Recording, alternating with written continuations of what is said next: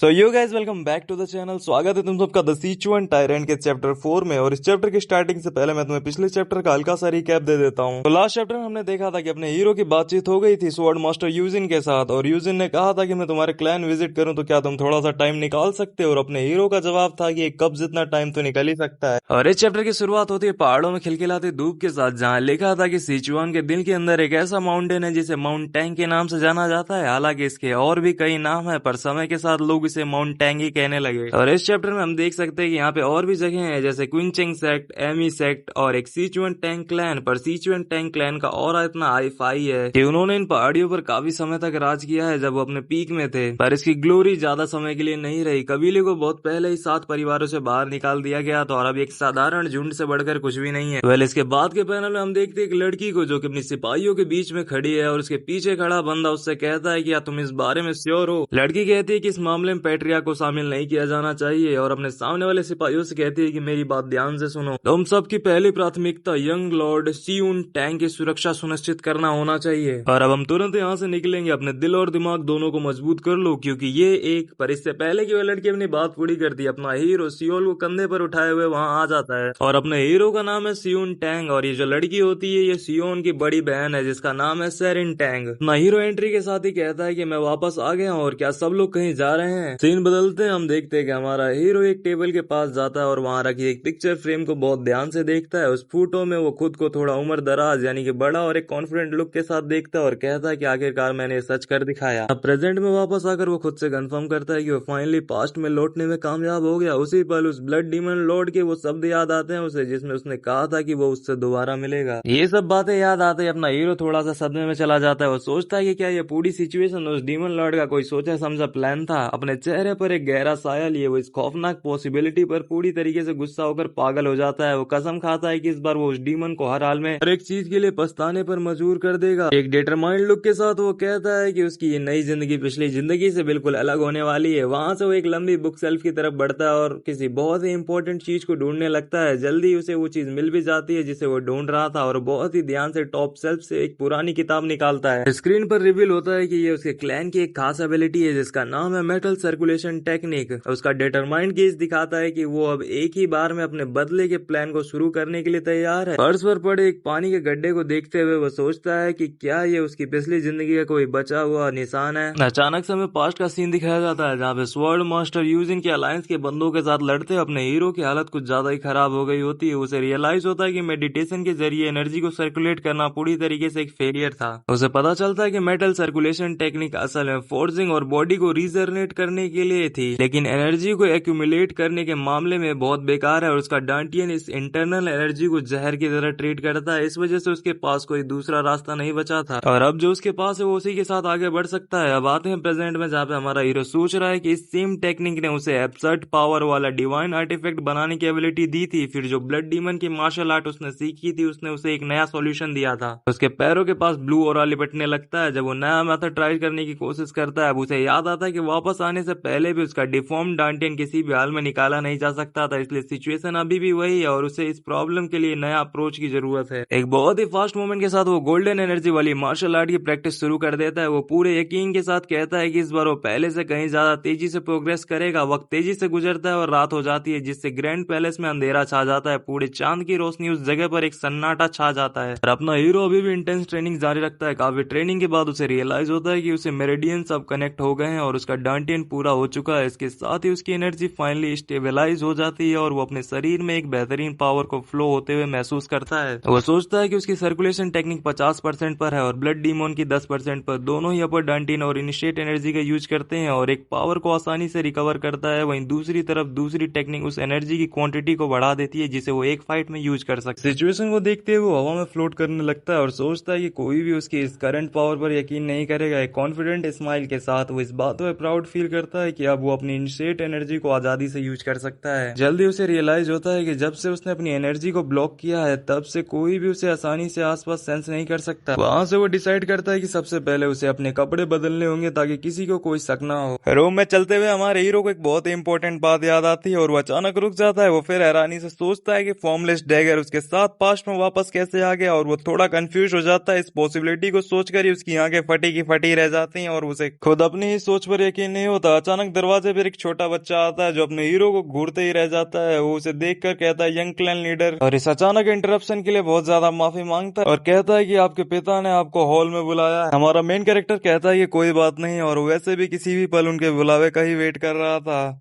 वो लड़का थोड़ा चौंक जाता है और हमारा मेन कैरेक्टर उससे पूछता है कि तुम्हारा नाम इल जैंग है ना। वो लड़का हकलाते हुए कहता है कि हाँ। हमारा हीरो तब कहता है कि वो उसके नाम की बात कर रहा था और इल जैंग इस बात को कंफर्म करता है, साथ ही ये भी सोचता है कि उसे कैसे पता चला। एक स्माइल के साथ हमारा मेन कैरेक्टर कहता है कि तुमसे दोबारा मिलकर बहुत ज्यादा अच्छा लगा, और ये बात सुन के वो लड़का थोड़ा कंफ्यूज हो जाता है। वहां से सीन बदलता है और हम अपने हीरो को एक कोर्ट यार्ड से बहुत ही सीरियस एक्सप्रेशन के साथ चलते हुए देखते हैं। फिर वो एक बड़े से हॉल में पहुंचता है जिसका नाम था हॉल ऑफ थाउजेंड रेंज। अपना हीरो अंदर जाने के लिए तैयार होता है। अंदर कोई सवाल कर रहा होता है कि वो जो कह रहा है क्या उसका कोई मतलब भी बनता है, और वो पूछता है कि क्या इससे बचने का कोई रास्ता है। अचानक हॉल का एक दरवाजा खुलता है जिससे मीटिंग रूम में एक तेज रोशनी आती दिखती है। अंदर एंटर करते हैं उसके सामने एक लंबी टेबल सी होती है जो मर्दों से भरी हुई होती है, और उस पर सब उसे बहुत ही नफरत भरी निगाहों से देख रहे होते हैं। उन सब में एक उम्र दराज आदमी उसे पूरे गुस्से और नाखुशी के साथ देखता है। बिना डरे या घबराए हमारा हीरो हॉल से गुजरता है और वहां मौजूद सभी लोगों के पास बिना किसी डर से निकल जाता है। और एक लोंडा अपने हीरो के इतने कॉन्फिडेंट को देखकर बहुत ही घिनौना चेहरा बनाता है। अचानक अपने हीरो के दिमाग में एक दर्दनाक मेमोरी आती है जहाँ पे वो अपने पिता को अपनी बाहों में लेकर रोए जा रहा था क्योंकि उसके पिता की डेथ हो चुकी थी। और एक्चुअली ये पास्ट की बात है, उसका बाप अभी जिंदा है। और इस बार वो एक गोल्डन ऑरा रिलीज करता है और पूरे डिटर्मिनेशन के साथ आगे आने वाले हालात के लिए खुद को तैयार करता है। एक फर्म गेस्टर के साथ वो सबके सामने अपना इंट्रो देता है कि वो क्लैन का यंग लीडर डोंग सियोन है। सॉरी, डोंग सियोन नहीं, टैंग सियोन, क्योंकि टैंग क्लैन का लौंडा है अपना। ये करते हुए पूरे चांद के नीचे एक दर्दनाक चीख की मेमोरी उसे बहुत जोरों से हिट करती है। इस ट्रेजिक मेमोरी के बाद भी वो अपना पोस्टर मेंटेन रखता है और क्लैन के बाकी मेंबर्स का सामना एक बेखौफ निगाह के साथ करता है। वो डिक्लेयर करता है कि वो यहाँ खुद क्लैन लीडर के ऑर्डर पर आया। अपने हीरो के पिता उसे खड़ा होने को कहते हैं और ये रिवील होता है कि उनका नाम है म्यूल टैंग, जो टैंग क्लैन के लीडर है। अपना हीरो बस खड़ा होता है और कंफर्म करता है कि वो ग्रेट लीडर के कमांड को समझ गया है। बाकी सब लोग उसे दूर से देखते हैं और सोचते हैं कि इसके अंदर इतना कॉन्फिडेंस आ कहां से रहा है। सीरियस लुक के साथ हमारा मेन कैरेक्टर स्टेट करता है कि करंट टैंक क्लैन एक पॉइजन स्टेट में है। वो कहता है कि डिस्कशन तो बहुत अच्छी चल रही है और ये सब क्लैन में मौजूद 2 फेडरल पॉइजन की वजह से है। ऐसा कहकर वो अपना हाथ उठाता है और सबको इन्फॉर्म करता है कि वो अपनी बात को अभी जारी रखेगा। जल्दी हम मिलते हैं होयल टोंग से, जो कि मैन है, कैरवन गार्ड का चीफ होता है। कहता है कि उसे पूरा यकीन है कि यंग लीडर को उस इंसिडेंट की सीरियसनेस अच्छे से पता है जो उन्होंने किया है। लेकिन हमारा मेन कैरेक्टर रिवील करता है कि असल में पहला पॉइजन कोई और नहीं बल्कि खुद हेयोल टैंग ही होता है। और ये अपने हीरो से कह रहा होता है क्लैन की भलाई के लिए अपने आप को मूरिव अलायंस हॉल ऑफ जस्टिस को सौंप दीजिए। और इसके बाद इस बंदे का भाई इतना खतरनाक सा पैनल दिखता है जो कि देखने में काफी ज्यादा क्रेजी है। और अपना हीरो इसको देखकर इतने ज्यादा गुस्से में आ गया होता है कि वो गुस्से में कहता है कि मैं तुझे ऐसे निकाल फेंकूंगा जैसे जख्म से जहर को निकाला जाता, और मैं तुझसे वो सब कुछ छीन लूंगा जो अभी तेरा है। और इसके बाद एक बेहतरीन से पैनल के साथ इस चैप्टर का एंड होता है। तो मिलते हैं तुमसे द सिचुएंट टायरेंट के अगले चैप्टर में। तो तब तक के लिए बाय बाय।